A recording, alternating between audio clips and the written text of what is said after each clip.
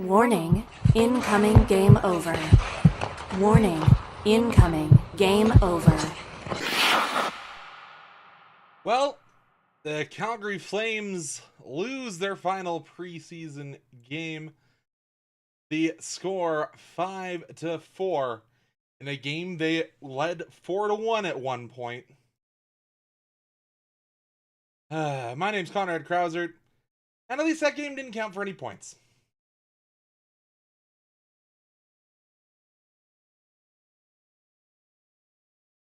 That's all I'm going to say, because we've seen this so many times where the Calgary Flames decide they want to play 40 minutes of hockey. This time they played the first two periods and then shut it off after 40.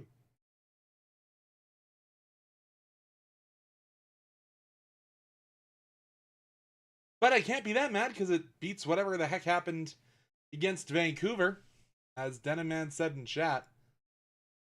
But I'm still just so frustrated, especially considering this is basically the roster that we are going to see come opening day.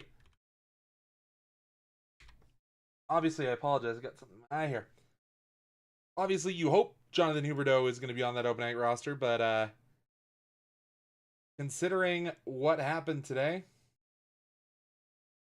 I'm not happy if that's the roster that we see going in to game one against the Oilers and game two against the Canucks.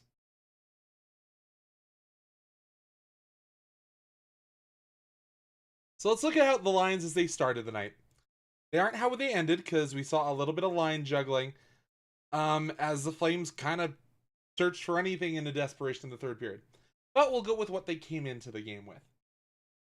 Joel Farabee, Nazem Kadri, Adam Klapka, Matt Vake-Ridden, Morgan Frost, Matt Coronado, Connor Zary, Michael Backlund, Blake Coleman, Ryan Lomberg, Justin Kirkland, Igor Sharangovich, your four offensive lines.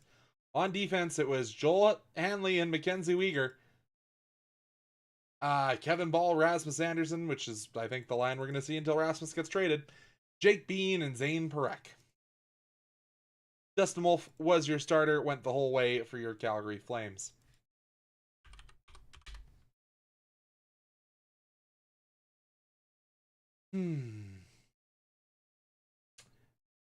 I don't know what to say here, folks. Like, it was a pretty...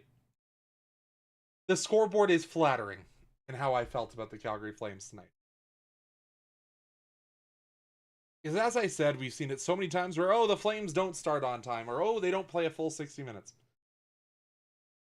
The record just keeps playing the same tune, and you keep listening, and you keep having it grind into your brain.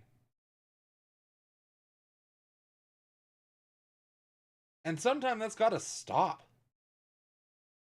Eventually, you need to mature from that. And this isn't a young team anymore, folks. Like this was a lineup that, as I said, had Blake Coleman, had Michael Backlund, Lomberg, Sharangovich, Frost, Farabee, Kadri. Like, these are guys that are supposed to be NHL veterans. Well, I understand they know they're not playing for anything. They gotta play better than that, don't you think? Weegar, Hanley, Ball, Anderson, even Jake Bean to a lesser extent.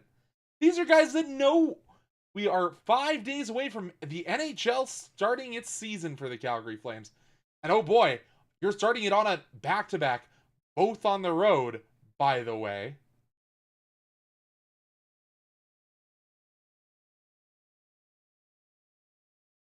Anyway, let's go into our game in review here.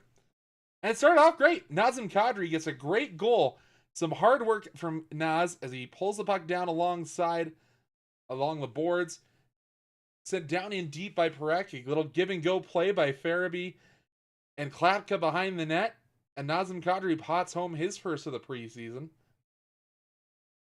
Good job by Klapka to outweight the defender and But he backhanded pass across the middle. Flames are up 1-0. Things are going great. Elation. The levels are high. Let's go about 4 minutes in the future. Matt Gridden, the sniper, kind of takes a bobbled puck and slots it home.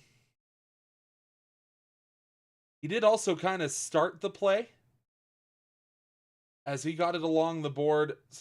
They did eventually take the assist away from Morgan Frost, but the Kevin Ball shot just bounced right into Matt Gridden's stick. Backhanded home. 2-0 Flames. Great. We're doing wonderful. Then Zane Prek, who looked awful today. We're going to pause the review here. Zane Prek looked like a 19-year-old playing against men. I've been saying it all preseason, folks. He is not ready to be an NHL player every day. Did I draft him in my fantasy draft as one of my 4 defenders that I drafted today? Yes. Am I regretting that watching how he played in this preseason game? 100%. Zane Prek is a boy playing a man's game. There is a reason defensemen historically in the NHL have taken years upon years to develop. Prek got rocked today. He was not 100%, and it showed. And you can go down you can go down a winger. You can shuffle around the lines. You can find a way to make 11 forwards work. When it's a defenseman who is an offensive defenseman to start with, who gets hit, dinged up, and can't play a full physical game against, let's face it, one of the better physical teams in the league, you can't do it. We've seen that today. And that wasn't a full Jets roster. Zane Prek is not ready. It is a shame he can't go to the A. I think we honestly have to consider the fact that Zane Prek may need to go back to Saginaw.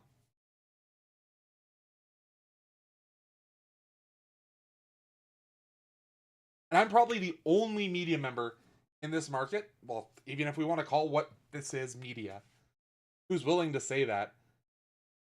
Because yes, the flashes of brilliance are there. I'm not denying that. But what, you're going to have him play 6 minutes of 5-on-5 hockey? And then go play power play 2? Where you have to have a second defenseman next to him? Just because his defensive play is that vulnerable? No, I don't think it's time. Or maybe it is in Team Tank, like myself. We'll have our way and we'll get Gavin McKenna at his first NCAA assist today. But let's go back to Hayden Fleury's goal, shall we? Breck gets walked, kind of loses his man, and then doesn't get close enough. And he's out there with Joel Hanley, who, as I said, should be on his way to the Wranglers. But no, we put Ilya Solovyov on waivers, and we'll have that discussion later. Fleury's goal assist to Pearson Kepke. You'll hear Pearson's name again later today. Joel Hanley then gets his goal. Good face-off win by Morgan Frost. You see Weegar and Hanley kind of have a little bit of a give and go, and it's a nice wrister through a lot of legs that a very shaky-looking Connor Hellebuck in that first period couldn't track, and it's 3-1 Flames. And you know what? If you had told me the Calgary Flames came out of the first period with a 3-1 lead last year, I think I would have been ecstatic. But even through the first 20 minutes of this game, I was not feeling like this was a game the Flames had dominated. Especially not against that team. And let's be real, Winnipeg's one of the better teams in the division, especially, we saw it last year, President's Trophy.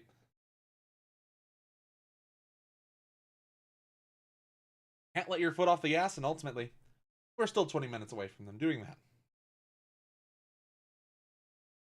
Another great goal here from the Calgary Flames is good transition play. Kevin Ball gets it up the boards to Adam Klapka. Klapka bounces it back to Ball. Ball finds Nazem Kadri sitting on the glove side of Connor Hellebuck. Wide open net, wide open spaces. I'm not really a member of the Chicks, but I could be in a cover band. Slots at home in the 6x4 yawning cage, and the Flames are up 4-1. Great goal. You're seeing some chemistry developing between Klapka and Kadri. Do I think that's where Adam Klapka belongs, is on the top line for this Calgary Flames team? Far from it. But we'll take any positives we can get. As I said, without the services of Jonathan Huberdeau for who knows how long. Flames then lose a face-off in their own zone. It's a bit of a scramble draw. A guy that needs to win a defensive zone face-off for you. Michael Backlund can't win it. Perfetti goes over to Shen. Shen fires it on, and Gus Nyquist picks up the rebound off Dustin Wolf. Kevin Ball can't box out, and Rasmus Andersson is above the hash marks when this puck crosses the goal line. Sure. Calgary Flames hockey, ladies and gentlemen. That's your top pairing, folks. Unless you want to call Uyghur Hanley your top pairing, and then we got bigger issues. But hey. Calm down, Conrad. The Flames are up 4-2. That means we can shut our brains off, right? We can shut the stream off. No, you cannot. Calgary Flames decided that's as much hockey as they wanted to play today. And it once again was that quote unquote, or well, probably what we are going to see is our fourth line. And hold up, I want to read you this. You remember the fourth line? That is Michael Backlund, your captain, who, hey, that's probably where he should be. Blake Coleman, fourth line? Yeah. At this point in his career, probably where he should be. And Ryan Lomberg. That's three veterans unable to clear the puck out of their own zone. And as I said, we did see a little bit of defensive shuffling. It's Jake Bean out there with Kevin Ball. Because I think this coaching staff knows they aren't going to have Rasmus Andersson all season. They pretty well should see who can play with Kevin Ball for the rest of the year. And boy, if it's Jake Bean, we got issues. Boy, if Jake Bean makes the opening roster, we got issues. Assist to Vladen Mestikov and Gus Nyquist. Just far too much time, and I have to say, great shot from Alex Iafallo. Then we go down later in the period. Nazem Kadri loses the puck down in deep. And Jake Bean and Joel Hanley just get absolutely lost in the sauce. Nobody covers a man. Logan Stanley circles around, gets a nice backhand pass to Parker Ford. And he ties it up with his second of the preseason. Two guys that I pointed out don't deserve to wear the NHL jersey on the ice. At the same time, get undressed by relatively unknown Jets players. Bottom six Jets players. A little bitter about losing Ilya Solovyov right about now. Little bit. Overtime solves nada. Let's go to the shootout. My doc go. Have that all up and let's open that back up. So it starts with Morgan Frost. He has that fast to slow. Beats Hellebuck, can't beat the goalpost. 0 to no shot yet for the Flames. Now Connor, slow to wrister, glove saved by Wolf. Nothing. And as I said, Justin Kirkland, his move, let's go wrap all the way around, keep the puck on our forehand, wait, and outweight every single goaltender. Yet to be stopped by a goaltender has been stopped by the post once in the NHL, and that's in preseason. Kirkland's signature does it again against one of the best goaltenders in the NHL. 1-0 Calgary Flames. Mark Scheifele came in with medium pace, and hey, if the Winnipeg Blue Bombers need a kicker, Mark Scheifele might be your guy. Goes over the crossbar. 3 points in the CFL, no points in the NHL. Flames up 1-0. Matt Gridden, he had that slow weave, the same move he used 2 games ago. This time elects to go to the blocker side, and this one save by Connor Hellebuck. Okay, the Flames can win a shootout in 3 shooters, 1-0. That's all we need. Gabe Vilardi used his speed and had one of the best bar down shots I've seen in a long time. After the, I'm going to wave my magic wand over top of the puck. I'm not going to touch it. Waves the stick over the top, bar down, great goal. Not much any goaltender in the known universe is going to do about that. Igor Sharangovich, who the radio broadcast seemed to heap loads of praise on for not enough, finds the glove. Gus Nyquist could end it there. Goes slow, shoots along the ice, and you know what? Dustin Wolf just kind of threw his skates together and kind of did the shrug. That was kind of one of the weaker shots of the night. Rasmus Andersson, who should not be shooting in the spot he was, tried to go, does go 5-hole. Great shot. Maybe the coaches know more than I do. But he took the world's longest windup, goes 5-hole. Flames are up 1. Calgary born Josh Morrissey, speed to shot to goal. Another nice shot beats Dustin Wolf. Matt Coronado, fast to slow, and once again, same move as Morgan Frost. Same result, finds the post. Nino Niederreiter, less control, and Wolf kept up with it. I don't know if he actually saw where it was, because it kind of just glanced off his pads, and I think he kind of held his breath, and then Nazem Kadri just waits and waits and waits and waits, and oh, there's the goal line, I better shoot. Hey, he missed the net. Can't even tell him to go try out for the Stampeders. And Tanner Pearson puts it in. Wolf gets a piece of it. It flutters up in the air. I think Dustin Wolf was trying to hot shot a little bit, glove it, but it went off the cheater, the little portion of the glove that goes between thumb and wrist. Bounces off of Dustin Wolf. Trickles over his goal line. Calgary Flames lose a game they were leading by a 4-1 score. Final score 5-4 in overtime. Or in a shootout. Have some water. You can't tell, I have some thoughts about things that are going on. KQ, thanks for joining us in chat. Oh boy.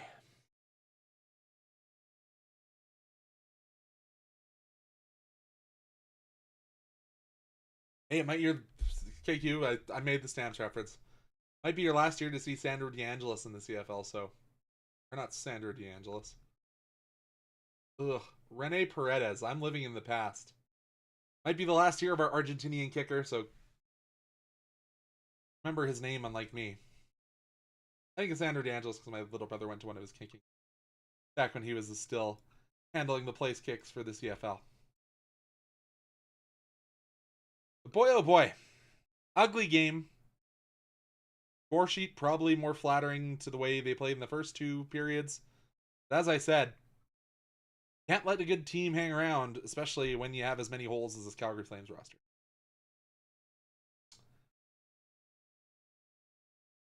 A couple of things with the Flames as we go into our second period. The Flames put men on to the onto waivers, as we said. They put Clark Bishop, Dryden Hunt, Yan Kuznetsov, and Sam Morton on waivers. Bishop, Hunt, and Morton, they all clear. Yan Kuznetsov does not. The Colorado Avalanche claiming the young left-handed defender. Gotta say, us as Flames fans over the last, let's call it 2 years, have been listening and filling into our urge to become green M&Ms on X or Twitter or whatever name it had at the point, saying, play the kids. What more could Ilya or Yan Kuznetsov, no, they didn't claim Yan Kuznetsov, they claimed Ilya Solovyov. I apologize, that's on me.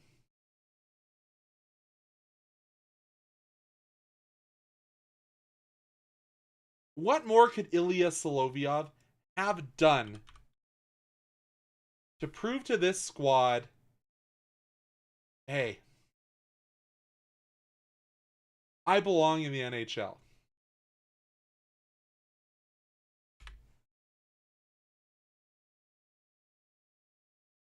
I don't think there's much. And boy, oh boy, would he have been better than Jake Bean, and I'm going to put it out there, better than Joel Hanley tonight.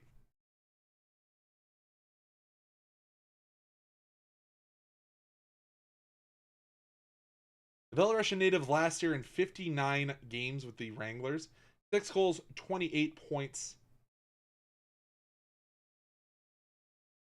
Like, I understand being a general manager in the NHL is extremely difficult.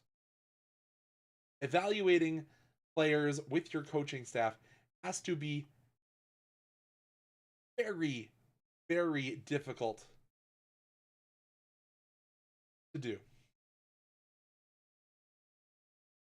But when you are a rebuilding team, or retooling, or whatever phrase Craig Conroy, Murray Edwards, etc., want to use for this Flames team, the rule of law cannot be tie goes to the veteran or tie goes to a player whose father used to be in our front office. And yes, I realize this is coming off of my rant about Zane Parekh. Zane Parekh is 19. He would be playing his first year as a pro. Ilya Solovyov would have been in his 4th year in North America playing pro. There is a big difference that makes build in the decision making in your play in the defensive zone, let alone the body that you build up in those years. 5 years age difference between Ilya Solovyov, who is also left-handed, and Zane Parekh, who is right-handed. Obviously, right-handed defenseman, a valuable commodity. Yada, yada, yada.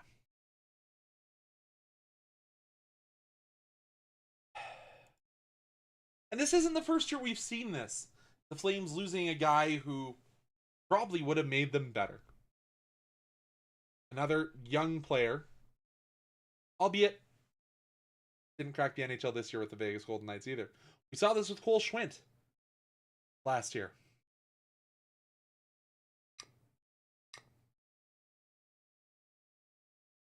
It's just so incredibly frustrating. Like, and I think we've seen the end of the Daniil Miramanov experience. Not getting to play in this game here.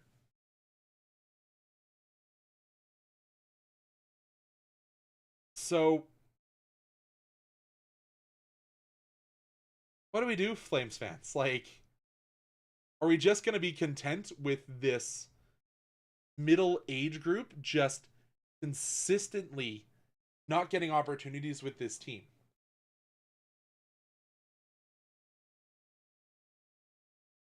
It's similar to what we see in the Calgary housing department. It's the missing middle,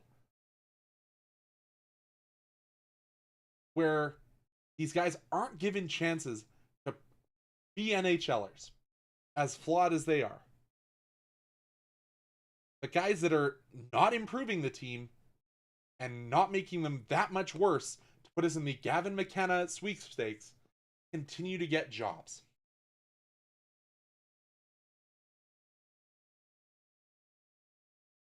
As KQ says, I hope Ilya does nothing but phenomenal work in Colorado.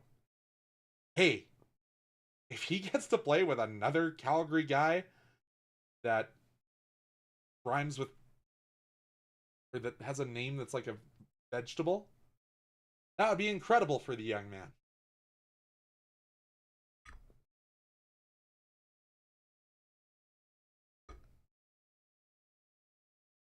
Why is Daniil Miramanov here? Why is Jake Bean here? As I've said, this year, last year, there is a logjam of veterans preventing these guys who are from 23 to 26 to have an actual shot.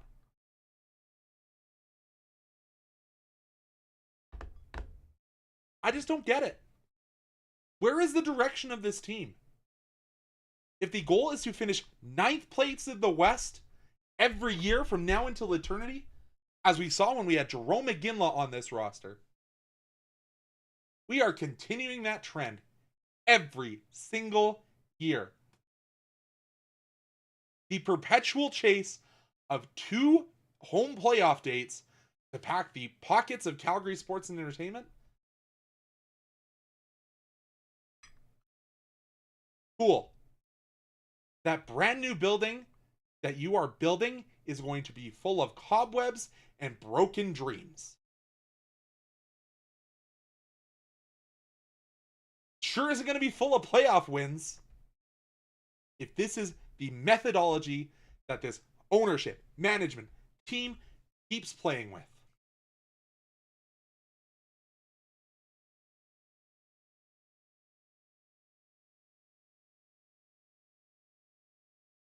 And that's why I was so conflicted about the extension of Ryan Huska. Ryan Huska helped the Flames play way above their heads last year, without a singular doubt in my mind. But is 9th place in the West good?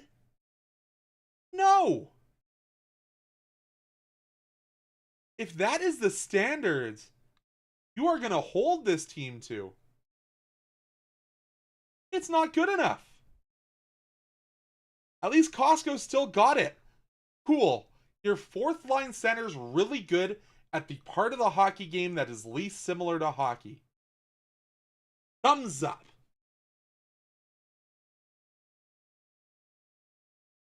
Because he looked like he was getting absolutely turnstiled when he was relied upon to play on the penalty kill. That's the role of your 4th line center.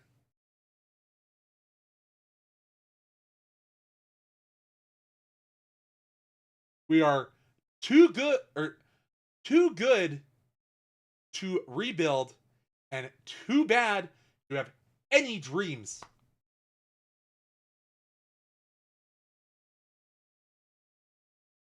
It's pathetic. It truly is. Now, this is good for the man from Switzerland and his bank account, sure. At least come back to this country and pay your taxes so that I can have free healthcare when this ticker goes out from watching this team on the ice. At least with a decade of darkness to our north, there was a light at the end of the tunnel. It came in the form of Connor McDavid. Did it take them a few swings at that can before they got it? Heck, yes. But at least they had swings to be bad, to have those opportunities. We are not going to be granted that by our overlords here in Calgary.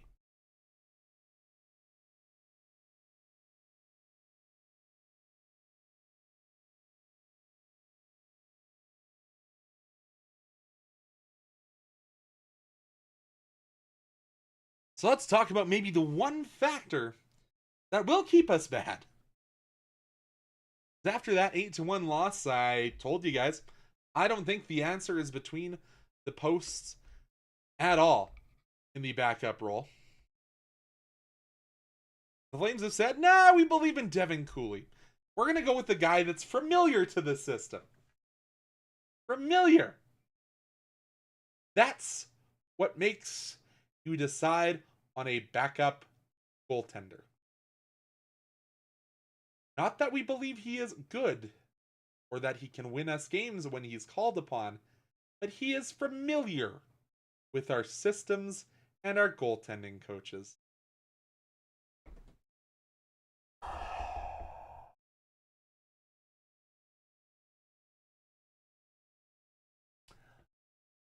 I'm a fan of numerous bad teams.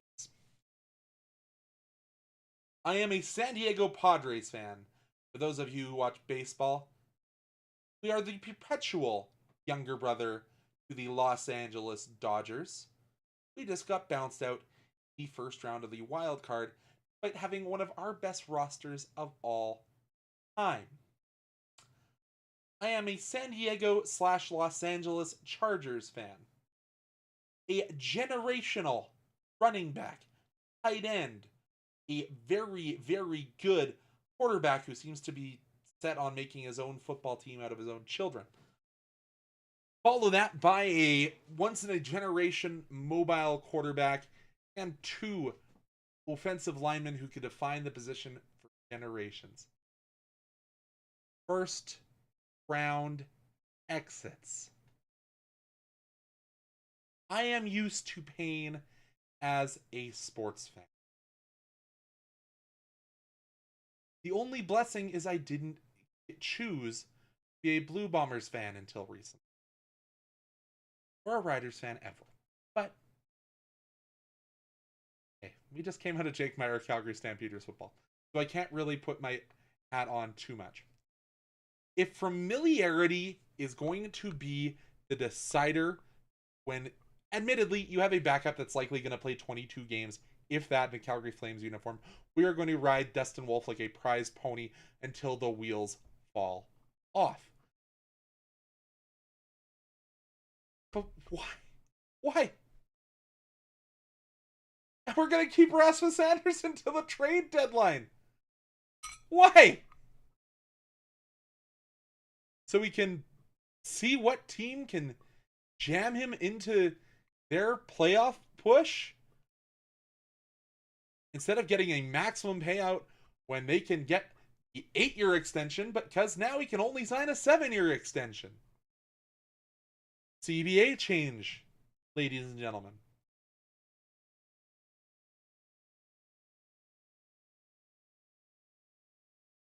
Are we going to get top dollar at the trade deadline? Because we haven't seen that for anybody in the trade deadline in the past 5 years. And heaven forbid this team makes it to the trade deadline with a snowball's chance in hell of making it to that coveted 9th place position.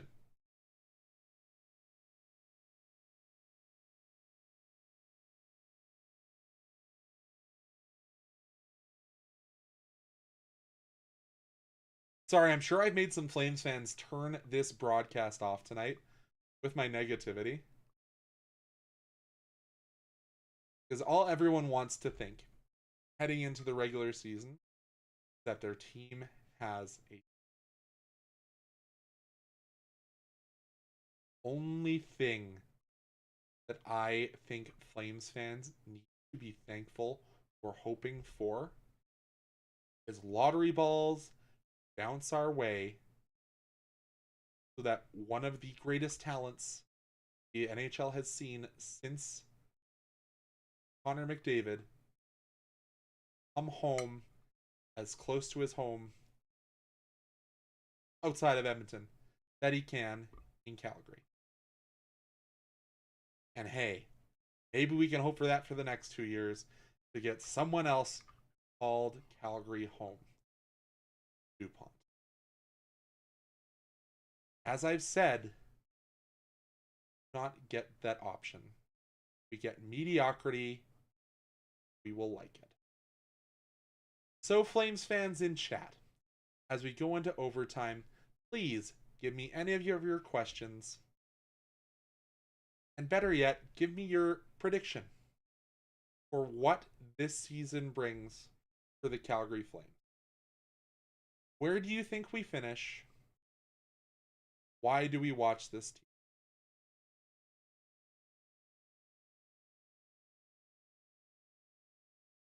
As I said, I don't hope for wins. I hope for them for this program because it's going to be a lot funner breaking down wins than it is watching losses. And hey, Dustin Wolf's probably going to steal us a few. It might have to be the first season of Game Over all over again, where you come in to watch myself in the role of Audie James, putting the paper bag over my head, and crying out how badly we stink. Not seeing any questions or comments in the chat. I think I'm going to call it there and try and join my night. As we all know, it is a back-to-back, I've stated a few times, to open up the Calgary Flames season this year.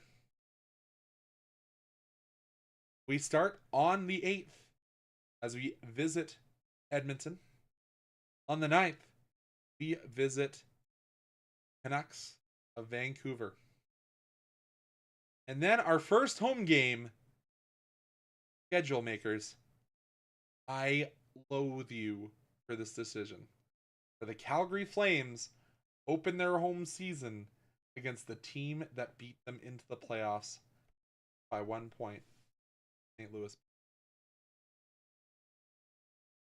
Hopefully, a much more fruitful season, much less frustrating, soon to come. Thank you so much, Flames fans, for tuning in. Once again, my name's Conrad Krausert. I hope to have Anand Unnithan for the game on Wednesday, if not both of those games on Wednesday and Thursday. Hey, we may even have a visitor from Game Over Edmonton. But it all starts for real next week.